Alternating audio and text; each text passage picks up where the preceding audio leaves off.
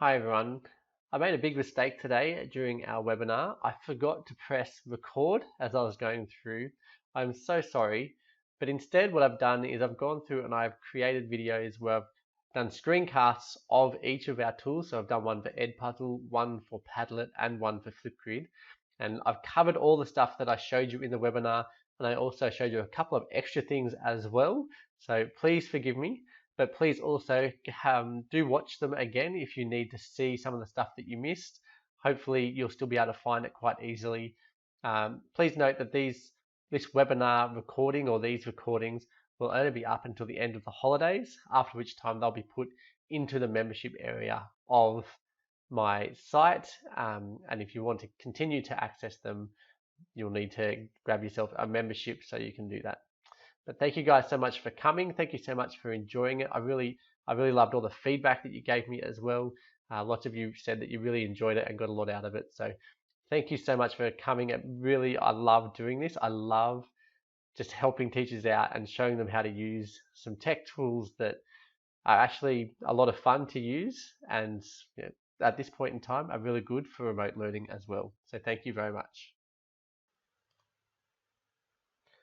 So when you log into Edpuzzle, this is where you're going to land. So this is my home, and you can see down the left I've got curriculum, see the college, my content as well, and then down further there's more content there too. Now you'll actually notice if I go to my classes, there's only one class that I have at the moment. I can add a new class. Now I can do that by getting them from Google Classroom. So if I click there, it'll actually load all the ones that are in my Google Classroom. I don't want to do this, but you can do that very easily, and I would recommend that you do that for your classes. I'm going to just add a new one, enter the name, web test 1. And rather than using classic, which requires people to log in, I'm going to use open just because I'm creating it. Okay, so now I've created the class. If I want to invite my students in, I click there. There's the link, there's the class code. I can copy that and just share it with anyone. So I can share this publicly like I did during my webinar. I shared this link, but I forgot to record the webinar. And I can go here to my class options as well, so I can change things, so I can generate a new code if I want to. I can lock the classroom so no one else can join, and I can also let Edpuzzle generate students' nicknames if I want to, or delete the class. But we need some content, so let's go to content. And these are ones that already exist. I can go down here, I can search through TED Talks, or go to National Geographic. We can look at the Khan Academy, or go to YouTube. Or I can select ones that people have already made from Edpuzzle. So we go to Edpuzzle. These are ones people have already created. So if I select this short little video, I can see down here that they've already made things. And so if I select one of them, this one's got 5. Okay, I can then see that they've created plenty of open-ended questions. And if I click on one, it will also show me what that looks like. So there it is cat the dead? So a bit of a strange question, but that's what it is. Okay, and then I can click skip, so I don't have to keep doing it because I'm in the editing mode. Pause that. So that's one way of doing it. Let's go back though. Let's go to YouTube. And let's just pick a random, the importance of physical activity. Let's choose that one. Okay, now when you go to a YouTube video, you'll see there's already got everyone else's ones there if I want to look at them, and there's lots of them, so there's 95 versions of that, so I can easily just copy and use one of theirs.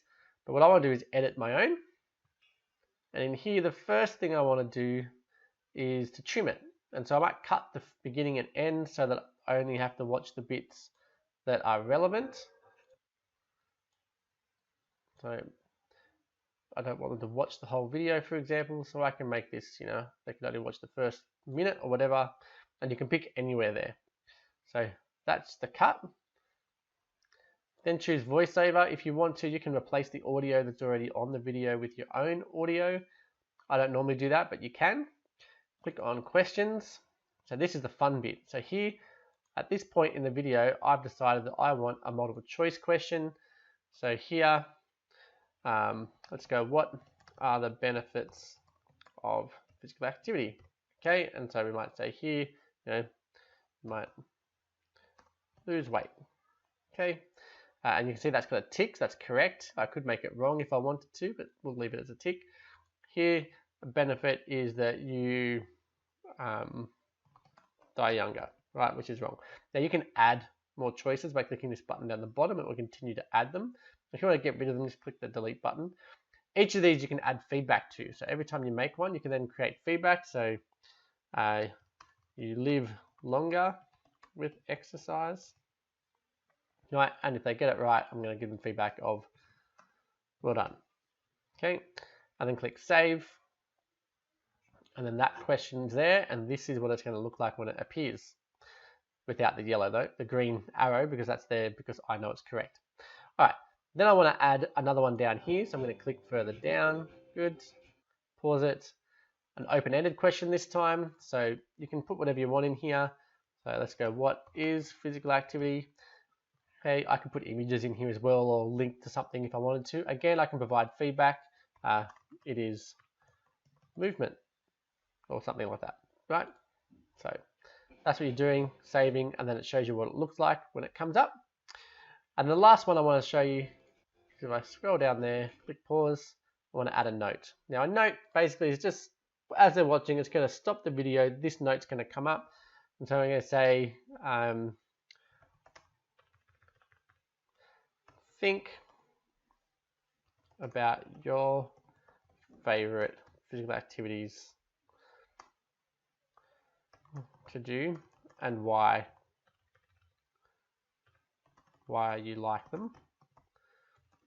We will discuss this in class. Right, and so it's just a stimulus for them to, when they get to it. And so this is what it'll look like. It'll pause and have the note for them to then continue. Okay, so now we're going to click finish. You can do as many or as little, a few of those as you want, and you can also layer them up if you want to by clicking down here again, and you can add a note and a question or more than one question in one spot. Okay, so you're going to get to preview it if you want to and go through it, and you can continue to have a look at other people's ones, but let's assign it. And now I'm going to assign it to web test 1. You'll notice I can assign it to multiple classes at once, which is good, or I can add a new class here. It's going to start today, but it's going to be due today as well. So click here,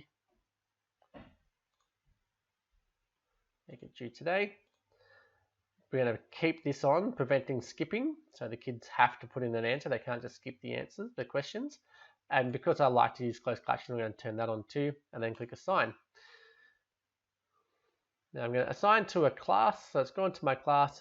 The next thing you need to do is actually share it with your class. So down the right hand side here, you can go live if you want to, but you also can share the assignment.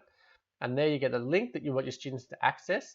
Now if you haven't chosen to do a public class like I have, if this is actually you sharing it with a Google class that you already have, it'll actually have here to post into the classroom. And so you just click that, type up your post to go into the Google Classroom. You can schedule it, everything from inside Edpuzzle here. So copy the link, share it with people publicly. Okay, so now that it's shared, you'll then get people starting to do it. So I'm going to go to my classes now. And so my web test 1, this is the one I just assigned. Okay, go here. So we have one without a due date, and this is the one I shared earlier during my webinar that I forgot to record.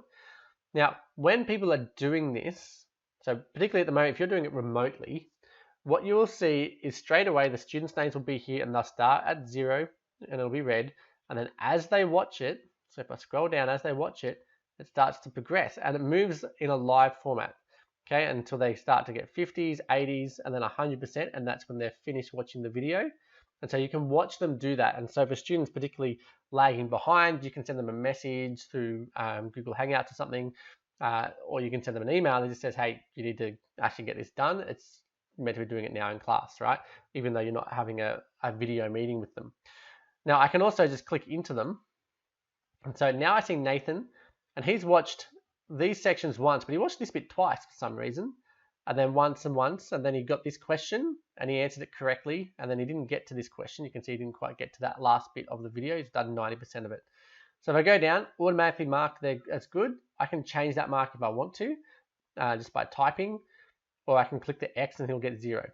I can also click comment and leave him a comment and say, hey, well done, or give him some other feedback if I wanted to. And then down here, when he actually writes this answer, I can say, click, well done, you got 100%, or I can give him less, I can make a comment, etc. And that's for every question. Now, if I'm going through by student, up the top here, I can go next student or previous student. But I'm going to go back to my class. So let's go back to this class that was going through. So I can have a look at student by student and see that kind of data, but I can also go through question by question and see how many people got it right, how many people are still pending with this open-ended one for me to mark it. Okay, and if I click on this open-ended question, I'll then actually see a quick snapshot of what everyone is writing here. And that, if I'm not giving marks, this is all I need to do is have a quick look through here and say, okay, this is where you're up to. And I can tell, okay, Craig, maybe you didn't get it, or Kath, you did a great job. Okay, and again, I can go through by question. So I can go previous, and now I've got right answers and wrong answers. Okay, and how often they got and who gave me those right and wrong answers. So I can actually analyze it straight away by the question and by the students. It's really good information to then utilize when you then come up with what you're going to do with them after they watch the video. So you might do some differentiation based on how they go with their answers. All right, so this is Padlet. Padlet is a really great tool for collaboration and to really help students to share stuff and work on things together. And you'll see exactly what I mean as I go through this with you. So just going to padlet.com, create an account using your Google account or using your Microsoft account. Just make sure that it's an education account, and then you'll get a lot more ability to create more Padlets and that kind of stuff in here. So you'll notice, I want to quickly show you that there's actually a gallery. So if you click gallery here, it'll bring up a whole bunch of other teachers' Padlets that they've done. And so I've already clicked one that's on the butterfly life cycle. And so if we click on this tab, you'll see here, this is a timeline Padlet that a class has made. And so you get the students to create these things and add to them as they go in the Padlet. But you can do other things with Padlet as well. So if I get out of the gallery and I go back to our home, I'm going to click the pink button up here that says make a Padlet. And so when you're making a Padlet, there's lots of different things now that you could do. It used to only be that you could make a wall, but now you can actually use a Padlet to create a canvas with arrows joining everything together. You can create a stream, kind of more like a blog post type thing. A grid, which is where things are arranged in rows. A shelf is arranged in columns. One of the ones I like a lot is this back channel. So I use this a lot with Socratic seminars, or when students are having a debate maybe in class. I'll open up a back channel, which is essentially a forum where students can continue to chat and have the debate when they're not actually involved in the discussion that's face to face. So if I have, if it's a debate, there's generally only 8 people involved in a debate. And so I'm then going to get the rest of my class to actually, as they're listening to the debate, participate in the back channel as well, where they're contributing to the debate. You can also do things like maps for geography teachers or for history teachers and stuff as well, or even English if you want to look at where stories actually come from, their settings and those types of things. And then we saw an example of a timeline one. So what I'm going to do in this video is select a wall Padlet. So here's my wall. Now I get asked straight away with my settings to give it a title. So call it test 1, description. And so for my description here, we're just sharing ideas for Tech Online. Make sure I actually spell for correctly. Now you can select an icon if you want to. So if I click on that, I can then, let's make it an inquisitive kind of icon. You can select any of those. This Padlet address, you can actually customize this. So let's make it DanJTPD and see if that's fine with them. Whoops. You can also change your wallpaper if you want to. You can change your color scheme so that it's a dark color scheme rather than a light one. You can change your font. I prefer to use something that is generally quite easy to use for my font.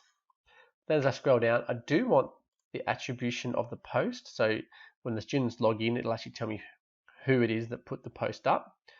You can choose whether or not your new posts are first or last. Let's leave them first. I like to let people make comments. Then you can get reactions as well. So let's go here and let's let people like things. And if you want, as a teacher, you can grade things as well, or give it a 5, like a rating out of 5 or something. But we're just going to stick with the liking today. As we scroll down, if you're worried about your students, you can filter profanities, so replacing bad words with nice emojis. And if you really want, you can also make it that anything that gets posted onto the Padlet requires you to approve it before it becomes public for everyone else to see. That way you can avoid any bad stuff getting up there anyway. So that's your Padlet to create. Click next. Okay, and then we start posting. And so this is where all the magic happens. Before I start posting, we're going to go over here and have a look at share. So in the sharing, you'll see here that it says that this privacy is secret. I can change the privacy here and make it public if I want, private with a password.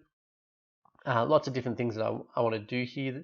And so for your students, you might make it private, so keep the Padlet hidden from the public. Even if someone manages to get to it, they should not be able to access it. Make them need a password, keep it secret, or make it public.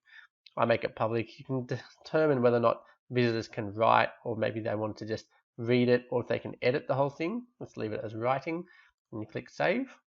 And so now anyone who comes to this Padlet will be able to write on it. You can then scroll down. You can add members directly if you wanted to. If you have a class email address, you can just invite them all at once. Scroll down here. You can copy links to this clipboard. You can get a QR code so that kids can scan it on their phone and get taken to the Padlet. You can embed it on your website, email it, etc. You can share it to Google Classroom. And then down here, this is what I really like, because at the end, this is what I do, is I can save it as an image or as a PDF. You can save it as a CSV file if you like an Excel spreadsheet, or you can print it. They're really good ways of really just keeping the Padlets that you make. I'm quite happy with this, so I'm going to click close. And now you want to start posting. So you're down here, and you can just click that, or you can double click anywhere, and then I have stuff here. So I can write and say, hey, isn't this great? But that's really quite basic, and so you can list, Padlet might be something that you use a lot of, or maybe Flipgrid, which is a great tool as well, which is the next one I'm going to show you. So that's there. I can insert links if I want to. So isn't this great? I can put in images, videos, GIFs. I can just grab some audio if I like, or have a look at the web and have a look through here. I can search for things. So let's say I wanted something for PHPE on, let's say, types of training. Okay, and now here we go. I can have a look for audio or GIFs if there are any. This is the best I'm going to get for GIFs for it. Videos that relate to it, or images. And so you can actually just stick all of this stuff in to this Padlet. So I can go link and go, okay, let's stick this in there. And so then we'll have a link that kind of gets embedded here, like that. And so that's one thing I could do. Now, if I want to do another one, I could also put in a video and search for any systems. I'm just selecting these because I know that there's stuff out there that's around. And so let's use that one and you embed that video. I could also put up some files. So I've already uploaded these, but if I click pick a file, I can then scroll through my computer and upload any file that I like that I can find here. Now there's one here that just, there you go, skills training certificate. Let's open that. Okay, so that will upload it. And once it's uploaded, I'll embed it here so that people on my Padlet can actually see it. And there it is. So the other thing that you'll see in here is that you can add comments and you can like it, right? Because I turned those features on. So let's like this one, and we can write a comment here of this video needs updating, right? Or you could say fantastic resource, thanks, right? And so you can then comment, and kids can have a chat to each other on these posts if you like to. So lots of things you can do here. If I change what the Padlet is, so let's go to Padlet back here. If I choose to make a Padlet and let's say I want it to be canvas. So let's select that one instead. I'm just going to close it. And let's just quickly add things here. So, hi, this is me. Over here, again, you can do all the same things, right? I can add lots of stuff here, voiceovers, drawings. So let's quickly add a drawing. Let's go. Hi, this, that's what to say is Dan, right? Terrible writing, but that's fine. Save it, and that's there. Now, with Canvas, what you can actually do is if I take these 3 links, I want to connect to a post, and so I can then select this, and now it's connected. And you notice when I connected it, that it actually asks, ready, if I disconnect it, you can give it a label. So just say causes and connect. And so now it says this causes that. And so you can actually create these really great mind maps, or you can create flow charts and stuff using this as well. So that's just another way to use it. Now, if I go back here to what we did do, so during the webinar that I ran, this is the one that we did, and you'll notice here that there's actually lots and lots of posts once it loads. So we have all these people jumping on. Now, some of them didn't create their names, and so they're anonymous, and you'll see that when we export it, that becomes a bit of a problem. But you can see, you know, people are really putting lots of stuff in here. They're color coding their tabs. There's audio in here, and it just is really great little tools for us to use. Now, the next thing that I want to show you is just this share. When I go here, I'm going to just click save as a PDF, and then creates a PDF. So I'm going to go A4 and portrait, and there we have it. Here is the PDF of that Padlet, the long anonymous post here, and we've got other things from particular people. The images get in, there's the audio recording. Notice that it's clickable, and so actually let's show you. If I actually click on the audio, it'll take me back to the Padlet where the audio is. Okay, so they're the kinds of things you can do with Padlet. It's really fantastic, very versatile tool for you to be able to use. And that is my quick run through of Padlet. Now, if you're thinking remote teaching with this, you can really easily get your students collaborating in here, get them to make comments and chat to each other. And you can do this then where you don't actually need video to see that everyone's on there, that everyone's engaging. You can actually just have kids on there chatting to each other, particularly if you want to do like a back channel where they're actually literally having a discussion, or if you want them to create posts or argue about things or create some persuasive texts, you can actually get them to do it in these types of posts and then have kids have conversations with each other on here. And I think it's really fantastic. So thank you very much.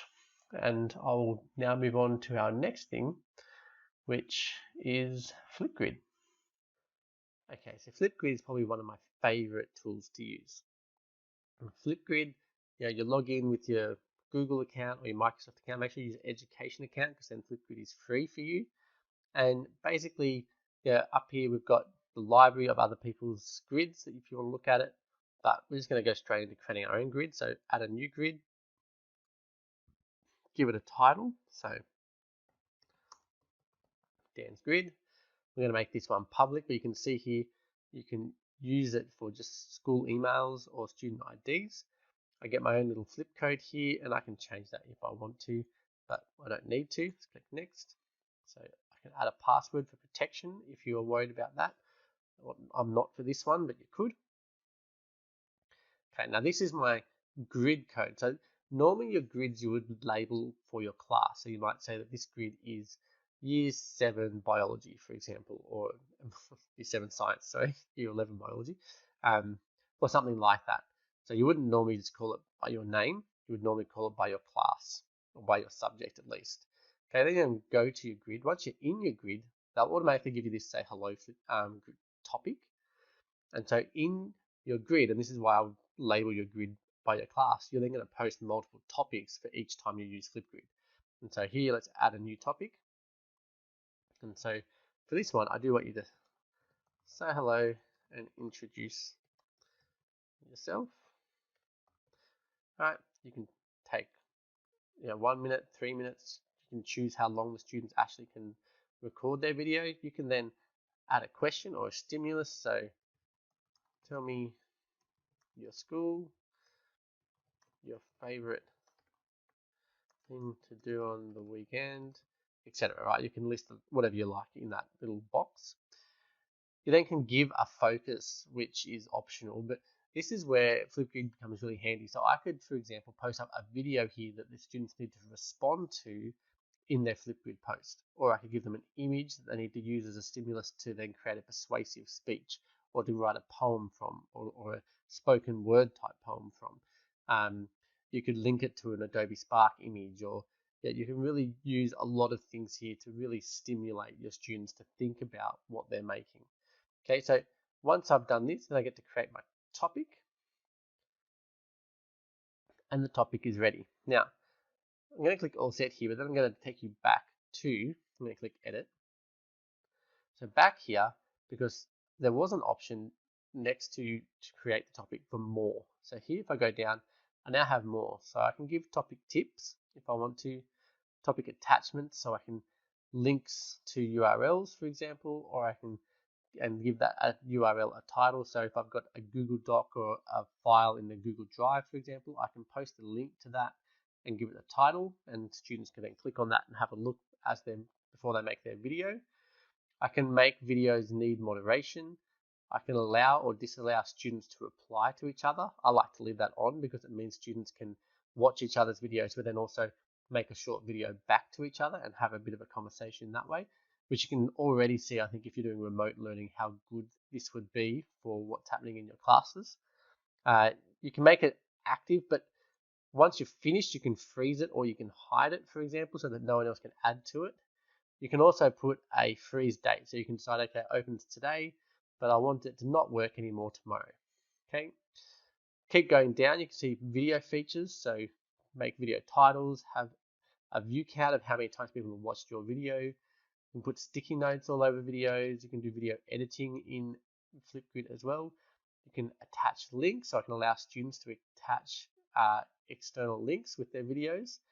And if I want to, I can also allow students to like other students' videos or dislike them. Well, not dislike them, but just like them. So let's leave that on for now. This is feedback, so you can choose basic, which is just about ideas and performance, but I like to use custom ones. So here, they give you 3 straight away, but you can change these. So let's edit this one.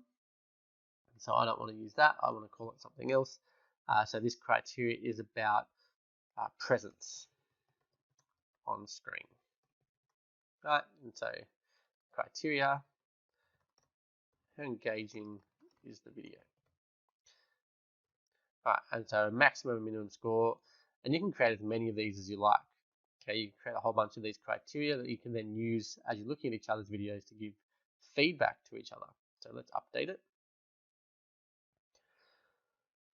Okay, so now when you actually go to record a response, so you can share, so I should do this too, you can share this. So when you click share, make sure you get this link, okay, and share it into your Google Classroom or into your Microsoft Team. Share it somewhere so that your students can easily access it, or you can give them an easy QR code as well if you like, if you're present with them, but it's very easy just to send them a link to go here and post it up into your Google Classroom. Now, recording a response. So let's click the button. And so this is what we get. We have a video. This is me just making a little video here for you. And as they make this video, you can see that they can actually add lots of things to it. So they can play around with filters, right? And everyone likes to be silly these days with their filters. Personally, I'm happy to not have one. You can add some text. So if a student wants to, they can put some text in it and they just start writing. So, hi, I'm Dan, right? And once it's done, you can then drag it around on the screen, okay? They have other things, so they can put stickers on. So let's decide that we're laughing really hard. So that'll fill up.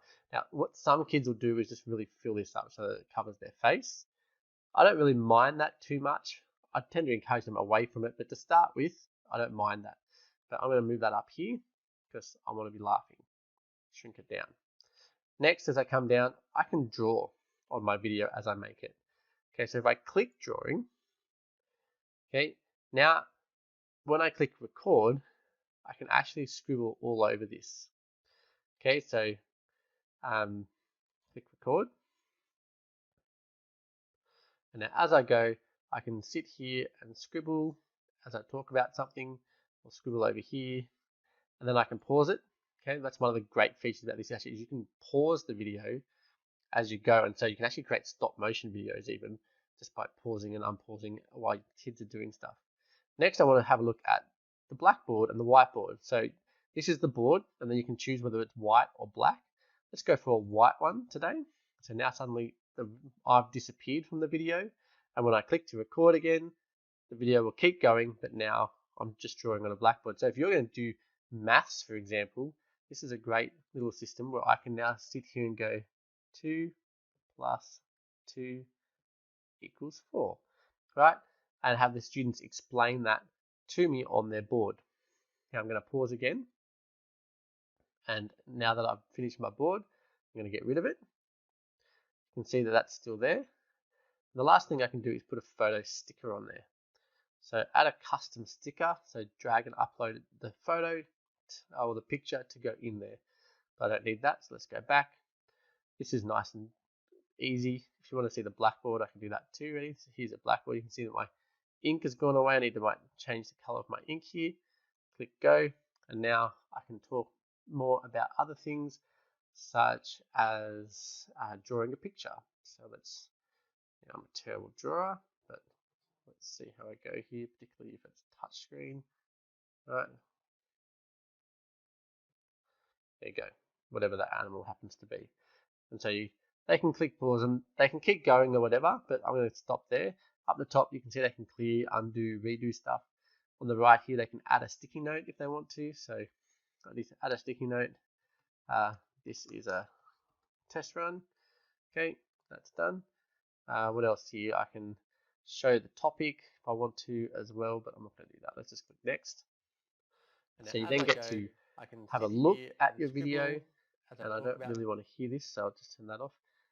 You can have a look at the video, they can check it, and if they want to, they can also edit it. So as they go through, it says that you can edit it. So you can cut bits out if they want to. So if I didn't like the beginning, I can drag this forward, but you can cut and move things around here.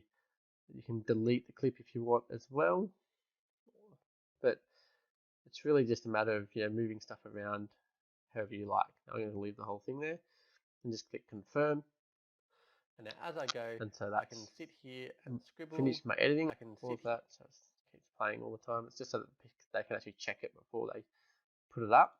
Click next. The final thing they're going to ask you is take a selfie, which is the front photo that goes onto your video. And kids might choose to put other things in here, choose a particular filter. Let's chuck an alien in there or blur it out, etc. And there we go, there's my picture. Okay, let's keep that one. Okay, so then you get asked to choose your display name if they're not ones that have to be logged in a particular way. You can choose a title for your video, just run through example, right? And a link if I want to, because I've allowed students to create links. I could link to a file, which is really cool. Then you click submit video. Congrats, it's now visible. And then click complete. And so now here's my video that's up. And so you can then view my video.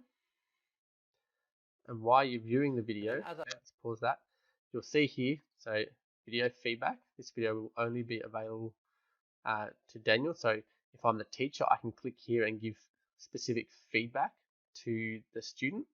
Okay, I can do my grading, right? This is my feedback on performance and stuff. I can edit that rubric if I want to. I can provide some comments here. Nice work just for now. And then you can copy a link to the feedback, or you can email that feedback straight to the student. I can like the video, but the thing that is really cool, so up here, I can spark the video, I can feature the video if I want as well, but this thing here is what I like, the reply. So now I can just click here on anyone's video, and then I get a chance to very quickly record a response. So excellent video, really liked it, but have you thought of, I don't know, how long your hair is and the fact that you're doing this in the dark? stop, next. Okay, I'm not going to edit all this stuff again, but that's basically it. Take my selfie, go next. Okay, so again, this is all optional, so I'm not going to bother this time. And there we go. I've now completed my reply to the video. And as now I go, you can see that I can when sit someone here watches and it, it actually will scribble come up as I with the reply video there as well. So people can click that and watch the reply that's already been given and move further. Now, because this is mine, I can edit and share stuff as well, but let's just leave it like that. Click close, and that's what happens in Flipgrid. Okay, and this is something where all the students can get on all at the same time and post stuff in here, and you'll get a whole bunch of posts that kids can then go through and have a look at. They can star things and make things really good. They can provide feedback to each other and have that conversation going. I'm actually, particularly for me, so I've just launched a project-based learning unit on coronavirus with my Year 11 and Year 12 class.